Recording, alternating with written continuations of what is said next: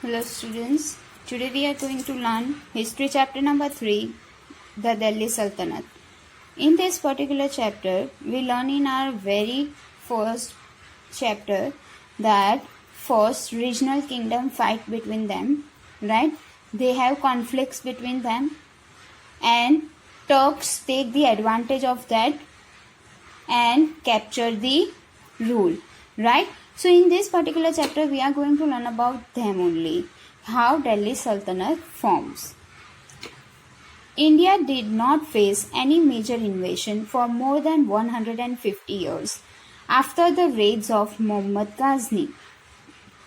It was by the mid-12th century that a ruler of Ghor, a small principality in Afghanistan, Muhammad Ghori, attacked and captured parts of Punjab and Sindh.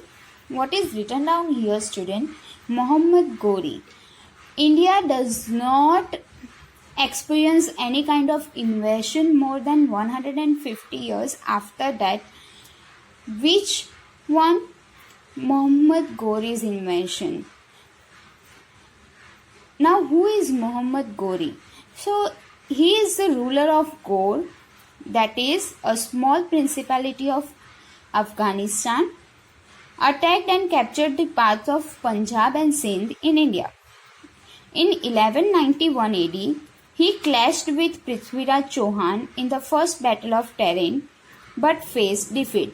Means in the first battle with the Prithviraj Chauhan in 1191 AD, he was defeated by Prithviraj Chauhan, but the very next year, he again attacked and defeated Prithviraj Chauhan in the second battle of Tarin in 1192 AD. But in the very next year only, he again attacked and take battle with Prithviraj Chauhan and he defeated the Prithviraj Chauhan. He won.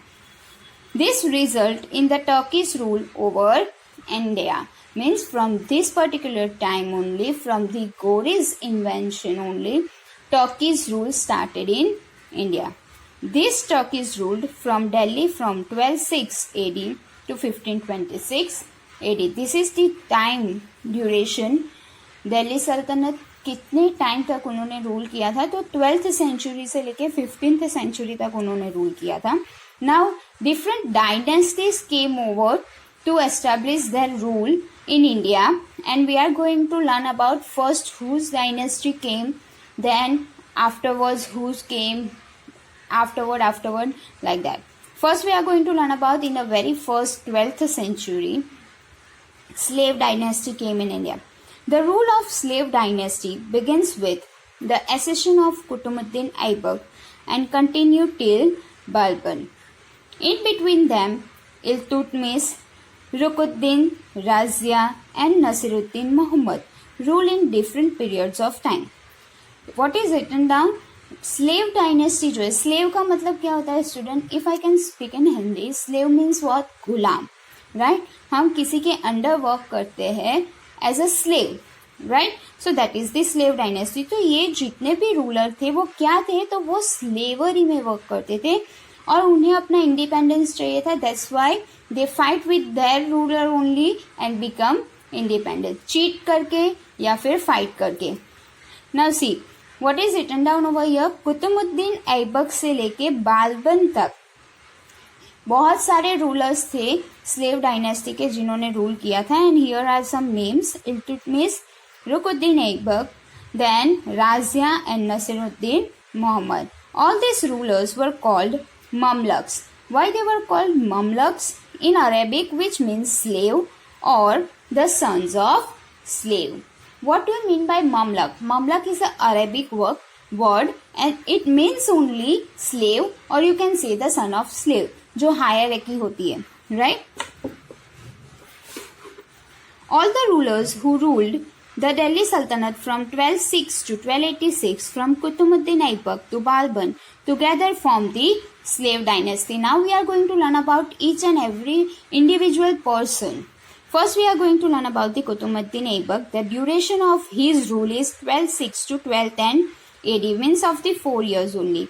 After the second battle of Tarin, Muhammad Ghori returned to Ghor in Afghanistan, leaving the affairs of India in the hands of his trusted slave Qutubuddin Aibak. Qutubuddin Aibak किसका slave था?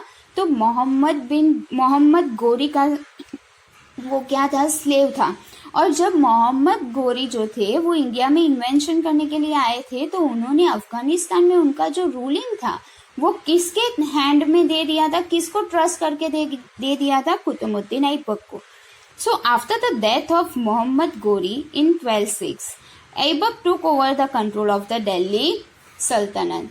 अभी जब मोहम्मद गोरी की death हो गई तो क्या हुआ? तो कुतुबुद्दीन ऐबक ने पूरा उनका जो रूल था वो अपने कंट्रोल में ले लिया. तो इंडिया में उन्होंने जो इन्वेंशन करके जितने भी पार्ट्स अपने कंट्रोल में किए थे वो भी सब अभी किसके हो गए? कुतुबुद्दीन ऐबक. ही कट ऑफ लिंक्स विद गोर, मतलब कि उन्होंने सारे अपने रिलेशंस जो थे वो कहाँ से कट कर दिए? गोर से. And started the process of developing India on its own independent lines. Now we are going to learn about Iltutmish. Who is Iltutmish? In 1210, Aibak died of injuries due to a fall from his horse while playing polo. Qutubuddin Aibak जो थे उनकी death कैसे हो गई?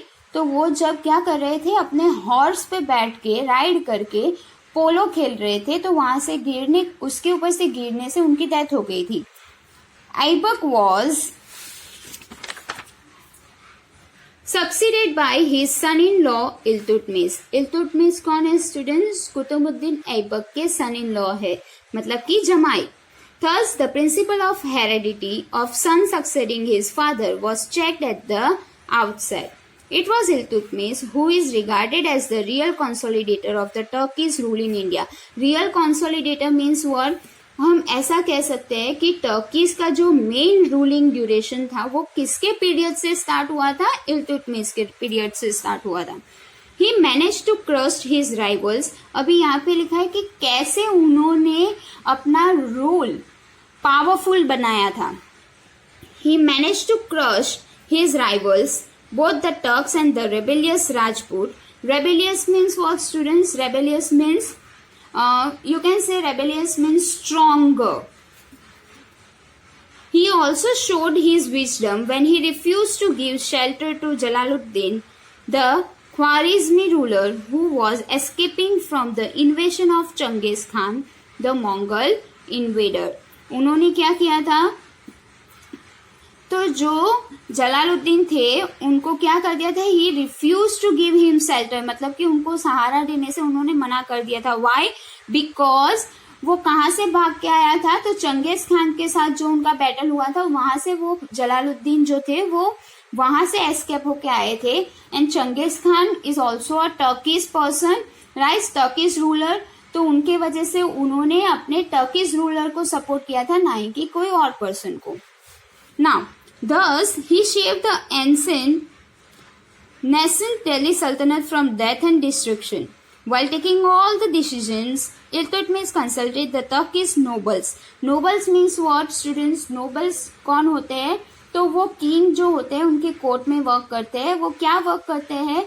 तो वो जो king या रूलर होते हैं उनको सजेशंस देते हैं, उनको डिसीजंस लेने में हेल्प करते हैं. Called the group of 40 or Chahalgani, and the nobles were known as also the group of Chahalgani. He also granted lands or iktas. Lands are also known as iktas to the members of his army. Ikta holders were given the right to collect land revenue. मतलब कि उनकी army को वो क्या gift करते थे? तो land भी गिफ्ट करते थे. और वो उनको क्या राइट देते थे? तो वो लैंड जिनको उन्होंने गिफ्ट की है वो वहां पे लैंड रेवेन्यू भी कलेक्ट कर सकता है, मतलब कि टैक्सेस भी कलेक्ट कर सकता है. Now Qutub Minar, the most magnificent building constructed by the Turks in the 13th century. Qutub Minar was constructed by Turks. In which century? In the 13th century. The construction of this tapering tower was started by Qutbuddin Aibak and was completed by Iltutmish. The use of red and white sandstones and marble make it a unique monument. ये जो कुतुब मीनार है उनका construction करने के लिए कौन से stones use हुए हैं? Red and white sandstones and marbles. Now we are going to learn about Razia Sultan 1236 to 1240 AD. Iltutmish was a broad-minded ruler. It is proved by the fact that though he had many sons, but he considered none of them worthy of the throne, he decided to nominate his daughter Razia to the throne. Iltutmish जो थे वो बहुत ही क्या थे? Broad minded थे, मतलब कि वो बहुत ही अच्छे से डिसीजंस ले सकते थे. That's why he had many sons, but they were not capable to throne. That's why he selected her daughter Razia for the throne. Thus, the nomination of a daughter to the throne in preference to sons was a very bold and a novel step. उस time में in the medieval period ये बहुत ही bold step था. क्यों? क्योंकि इतने सारे सन होने के बावजूद भी उनके वो किसे अपने थ्रोन के लिए सिलेक्ट कर रहे थे? तो उनकी डॉटर को. तो instead of sons he select a daughter. That is a very bold decision. But the nobles did not support the accession of Razia as their sultan. पर जो उनके कोर्ट में नोबल्स थे उनको ये चीज पसंद नहीं आई. After the death of Iltutmish, his son Ruknuddin Feroz Shah was made the sultan by the nobles as they did not like to be led by the woman. Iltutmish की डेथ हो गई. उनके बाद क्या किया? नोबल्स ने इल्तुतमिश के जो सन थे उनको थ्रोन पे एज अ रूलर सिलेक्ट किया. Ruknuddin was not fit to govern the Sultanate and he is not able to govern the Sultanate. So Razia became the ruler with the popular support of city population and according to the wish of Iltutmish. Population means उनके kingdom में जितने भी people थे उनके choice के according, उनके support से और इल्तुतमिश के विश के अकॉर्डिंग राजिया को रूलर बनाया गया. After becoming the ruler Razia refuse to be a puppet. Why a puppet? Puppet means what? जो नोबल्स थे वो क्या कर रहे थे? तो वो जबरदस्ती अपने जो डिसीजंस होते थे वो राजिया पे थोपना चाहते थे. मतलब कि जो वो डिसीजंस ले, Razia suppose to take that decision only, right? But she doesn't want to do that. She doesn't want to be the puppet of the nobles. She discarded female dress and started holding court with the face unveiled. You can see here the picture. मतलब उन्होंने क्या नहीं, female dresses जो होते थे वो dress up करना बंद कर दिया. और even but of course we know that कि जो लेडी होती थी उनको अपना फेस कवर करके रखना पड़ता था, राइट? बट राजिया ने क्या किया था? अपने फेस को कवर नहीं किया था. She even hunted and led the army in war. मतलब कि वो वॉर में आर्मी के साथ वॉर भी करते थे. However she faced a lot of opposition from the Turkish nobles who did not approve of her independent ways. One important chronicler of that period Minhaj e Siraj. Chronicler means what students? तो जो kingdom के बारे में लिखते हैं, किंग के rule के बारे में लिखते हैं, उन्हें क्रॉनिकलर्स बोला जाता है. उस पीरियड के जो फेमस और यू कैन से जो इम्पोर्टेंट क्रॉनिकलर थे Minhaj e Siraj reflected his discomfort at having a woman as a ruler in his account. मतलब कि उन्होंने अपनी बुक में लिखा है कि एक वुमन के रूलर बनने से कितना डिसकम्फर्ट होता है. Razia was finally murdered in 1240 AD. मतलब उनका मर्डर कर दिया गया था. Thus ended the short but significant reign of Razia. Now, Nasiruddin Muhammad 1246 to 1265 AD. After Razia, many incapable rulers ascended the throne of Delhi Sultanate. Muizzuddin Bahram, the son of Iltutmish, Alauddin Masud the son of Ruknuddin. Ruknuddin कौन है? तो इल्तुतमिश के ही son है. And Nasiruddin Mohammad another son of Iltutmish was under the influence of one powerful Turkish chief, Ulugh Khan, known in history as Balban. The young and inexperienced sultan became a puppet in the hands of the Balban. अभी क्या हुआ? तो ये जितने भी इल्तुतमिश के सन थे they were not capable to handle the throne, right? And after the death of Razia, what happened? They were trying to control the rule or they were trying to capture the rule, but they were not able to do that, and because of that only they become the puppet of whom? Balban. Now we are going to learn about Ghiyasuddin Balban, 1266 to 1286 AD. The struggle for power between the monarchy and the Turkish nobles continued till Balban captured power after the death of Nasiruddin Muhammad and finally ascended the throne in 1266 AD. Means all the Iltutmish sons or their sons were incapable, and because of that only in 1266 AD finally Balban captured the throne. Balban introduced strict disciplines and strengthened the power of monarchy. He believed in divine right of kingship and this increased the prestige and power of the monarchy.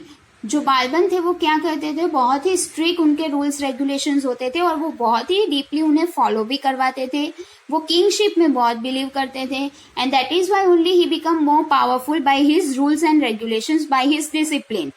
He successfully checked and suppressed the internal and external dangers comforting him. In order to raise the power of the king, Balban was determined to break the power of the Turkish nobles. अभी बालबन ने क्या किया, king की power को बढ़ाने के लिए king क्या करते थे, तो नोबल्स से सजेशंस लेते थे, तो उससे क्या हो जाता था, तो किंग का जो वैल्यू था वो डिवाइड हो जाता था नोबल्स के साथ, नोबल्स भी उतने ही इंपॉर्टेंट हो जाते थे. तो बालबन ने क्या किया, तो नोबल्स का जो पार्ट था उसे ही उन्होंने क्या कर दिया, निकाल दिया. मतलब कि नोबल्स के साथ उन्होंने कोई भी डिस्कशन अभी करना नहीं था. Why? Because he wants to increase the power of king. That is why only he rejected the nobles. So he was very strict and did not even spare the nobles while delivering justice. To keep himself well informed, Balban appointed spies in every department. मतलब कि उन्होंने हर एक जगह पे हर एक department में अपने spices रखे हुए थे जिनसे उन्हें सारी इंफॉर्मेशन पता चल सके. He also organized the strong centralized army to deal with internal disturbances and to repel the Mongols who posed a serious threat to the Delhi Sultanate. Balban was very particular about maintaining law and order and he gave harsh punishments to the robbers and dacoits. These harsh methods of Balban's were called the policy of blood and irons. यहाँ पे क्या लिखा हुआ है student, तो बालबन के rules regulations बहुत ही strict होते थे और जो रॉबर्स और डेकॉइड्स होते थे उनके लिए उन्होंने बहुत ही स्ट्रिक्ट पॉलिसी अडॉप्ट की थी and that policy is known as policy of blood and iron.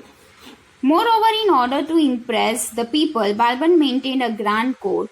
Wherever he went out, he was surrounded by a large contingent of bodyguards.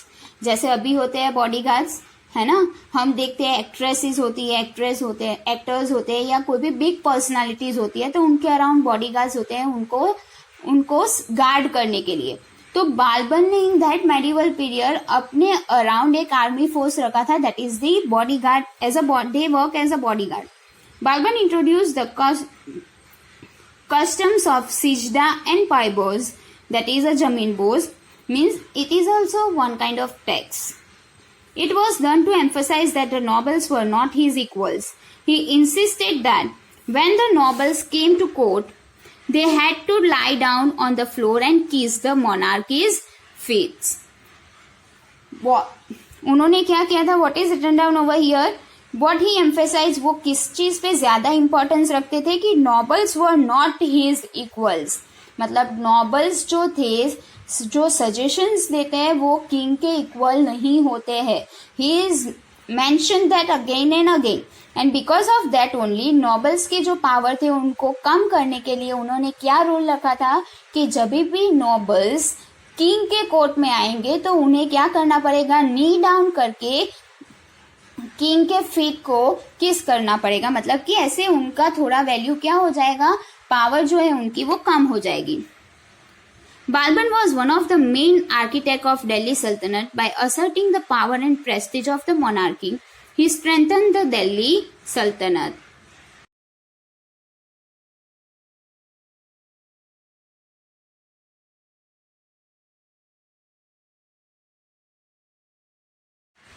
Now we are going to learn about the Khilji dynasty. That is the ruling duration from 1290 to 1322 20 AD. 20. Now, after slave dynasty, which dynasty came for ruling? That is the Khilji dynasty. After the death of Balban, there was confusion in Delhi for some time. His grandson Kaikab succeeded to the throne of Delhi Sultanate. He was weak ruler. Taking advantage of this, a new group called the Khiljis came to power. Jalaluddin Khilji 1290 to 96 was the founder of the Khilji dynasty. Khilji dynasty के founder कौन थे? Jalaluddin Khilji. He ruled for a brief period of only 6 years. He was murdered by his nephew Alauddin Khilji, who later became his heir.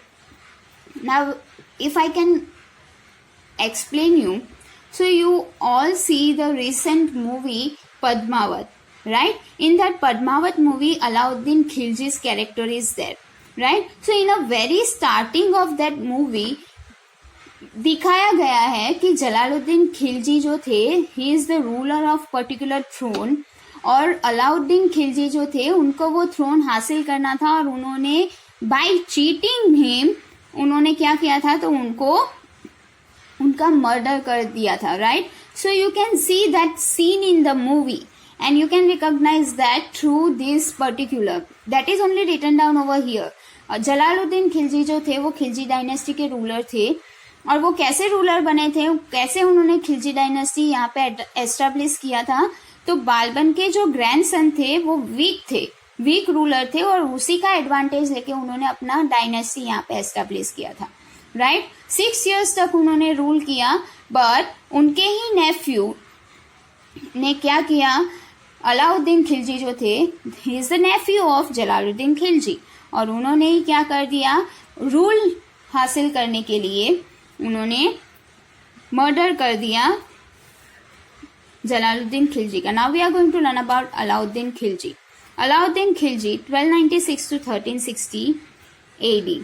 The next ruler, Alauddin Khilji, was a very efficient and capable ruler, both administratively and military.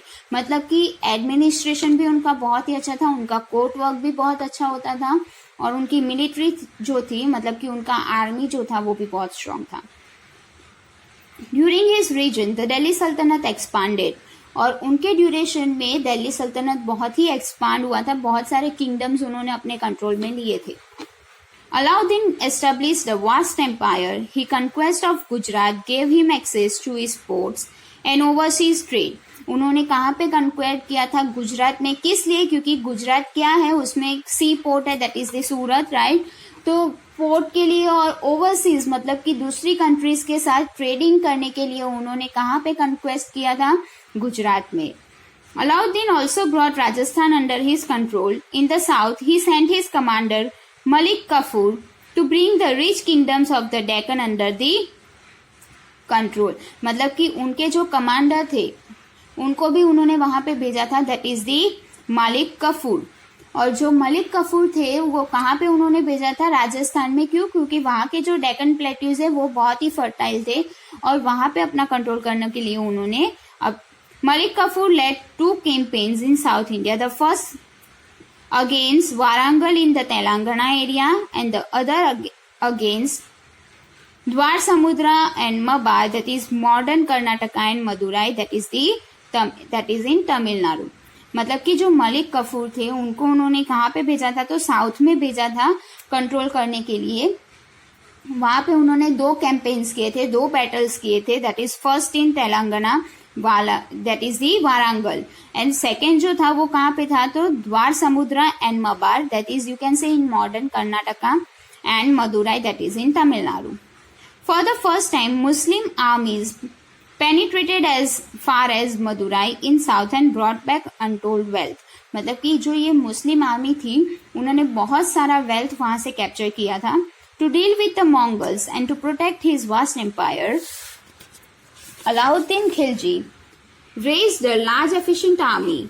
He built new forts and repaired old ones along the northwestern frontiers. Alauddin Khilji built the Siri fort in Delhi to protect the people from Mongol invasion. Siri become the capital of Khiljis. You can see here Siri क्या है, तो वो fort है जो किस लिए बनाया गया था, तो प्रोटेक्शन के लिए बनाया गया था। अलाउद्दीन खिलजी ने अपने प्रोटेक्शन के लिए और आर्मी की प्रोटेक्शन के लिए ये फोर्ट बनाया था, and that is the capital of Khilji. Siri is the third city of Delhi. A large water reservoirs called Hauz Khas was also the part of this city complex. You can see here the picture of Hauz Khas. Hauz Khas किस लिए होता है, तो वो water saviour के लिए होता है, मतलब कि वाटर को रिजर्व करने के लिए, वाटर सेव करने के लिए, कंजर्व करने के लिए in the medieval period they were make a tank, these types of tank, right? So it is known as water reservoirs, and Alauddin named him Hauz Khas. Now what are the Alauddin Khilji's market policies? How he controlled the market? Alauddin's measures to control the market were regarded as the great wonder of the world. He fixed the cost of all commodities from food grains, sugar, cooking oil to a needle, and from costly imported goods to the horses and cattle. What is written down over here, student? Alauddin Khilji जो थे वो उनका जो market policy था वो भी बहुत ही अच्छा था. What he does, he fixed all the prices of all the products. छोटी से छोटी प्रोडक्ट से लेके सबसे कॉस्टली प्रोडक्ट तक की उन्होंने क्या की थी, एक फिक्स प्राइस रखी हुई थी, जिससे क्या हो तो कंज्यूमर्स जो है, जो भी बायर्स है, उनके साथ चीटिंग ना हो. Very harsh punishments were given if any shopkeeper charged a higher price or tried to cheat by using false weights and measures. मतलब कि अगर कोई शॉपकीपर वेट में या प्राइजेस में चीटिंग करता है तो उनके लिए बहुत हार्श पनिशमेंट्स थी. These measures benefited the people. Alauddin set up 3 markets. This is very much important, students. Alauddin Khilji जो थे उन्होंने 3 मार्केट सेटअप किए हुए थे.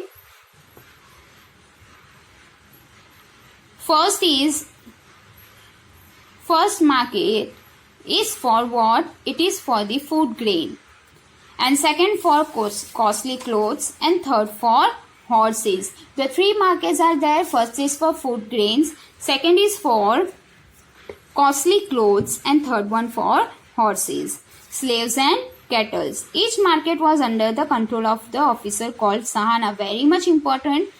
जो भी मार्केट होता था वो वहाँ पे एक चीफ पर्सन रखता था जो पूरे मार्केट को कंट्रोल करता है, देखता है कि वहाँ पे कोई मिसयूज नहीं हो रहा है या फिर कोई मिसबिहेव नहीं हो रहा है, शॉपकीपर्स रॉन्गली किसी को चीट नहीं कर रहे हैं. तो वो जो चीफ पर्सन होता था उसे क्या बुलाया जाता था, Sahana, who strictly control the prices. This is the market policy of Alauddin Khilji. Now we are going to learn about military administration, मतलब कि उनका आर्मी फोर्स कैसा था. Alauddin was the first Delhi Sultan to maintain a well-equipped standing army. He paid his soldiers in cash and gave them imported horses of good breed.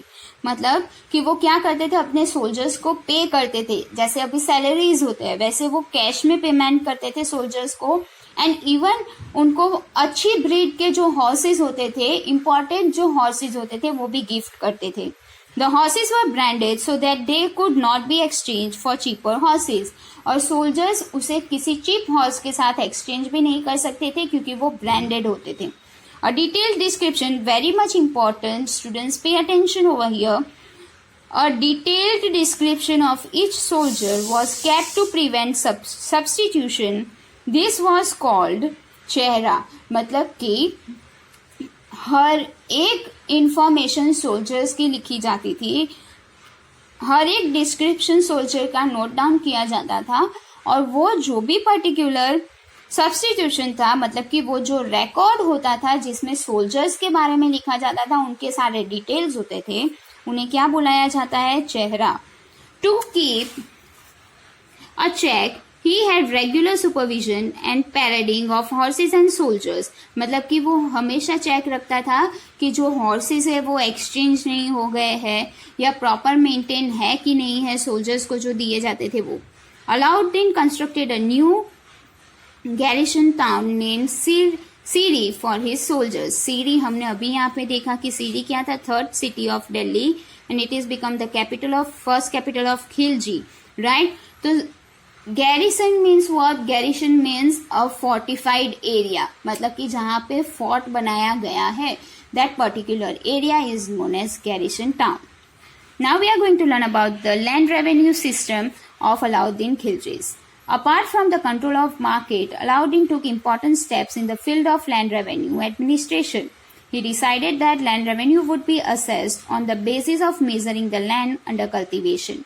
This meant that the rich and powerful in the villages who had more land could not pass on their burden to the poor. Very much important. क्या main rule था? Village में जिसके पास ज्यादा land होती थी वो किसी भी पुअर पीपल पे बर्डन नहीं डाल सकते, मतलब कि फोर्सफुली वर्क नहीं करवा सकते हैं. The sultan also kept a strict watch on the local officers responsible for revenue collection, मतलब कि जितने भी चीफ पर्सन होते थे जो रेवेन्यू कलेक्ट करते थे उनके ऊपर भी वो स्ट्रिक्ट वॉच रखते थे कि वो ज्यादा रेवेन्यू कलेक्ट नहीं कर रहे हैं या नहीं कर रहे हैं. Strictly watch on them. The administrative policy of Alauddin Khilji shows that apart from being a brilliant military general, he was an administrator of great efficiency. We can in shortly say that he captured his throne by cheating a person, right? उन्होंने cheat करके, murder करके अपना throne हासिल किया था. But after that he very efficiently managed his throne and expand the rule.